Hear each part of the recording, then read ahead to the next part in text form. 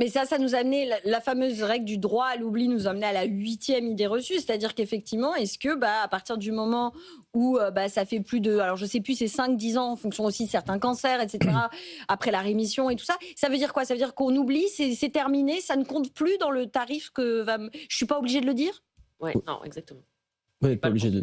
Et mais si c'est pour une renégociation en cours de route avec la banque ou l'assureur que j'avais déjà, lui, il va complètement supprimer la surprime ou il va l'abaisser simplement? Non, il y a peu de chances qu'il la... Si vous gardez le même assureur, il y a peu de chances qu'il vous l'enlève. D'accord. Parce que lui, il a connaissance.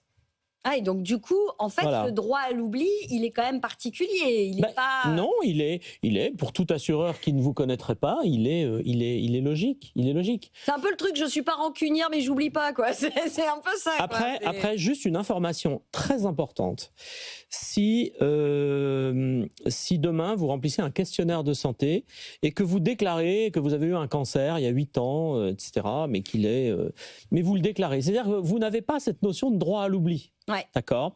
Dans la majorité des compagnies d'assurance qui vont recevoir votre dossier, on va voir que votre cancer date de plus de 5 ans et on va vous faire bénéficier du droit à l'oubli. D'accord. Voilà, donc soyez quand même serein. Donc mieux vaut quand même presque tout dire parce qu'effectivement... Mais quand on n'est pas sûr sur la date, vous voyez, on n'est pas sûr, 5 ans, à partir de quoi, 5 ans, rémission, 10 ans, machin, etc., il vaut mieux le Et puis déclarer. ça dépend des pathologies De toute façon, aussi. techniquement, si vous n'avez pas eu le droit à l'oubli, au moment où vous avez souscrit, que vous étiez encore sous traitement en post-cancer, c'est quand même difficile.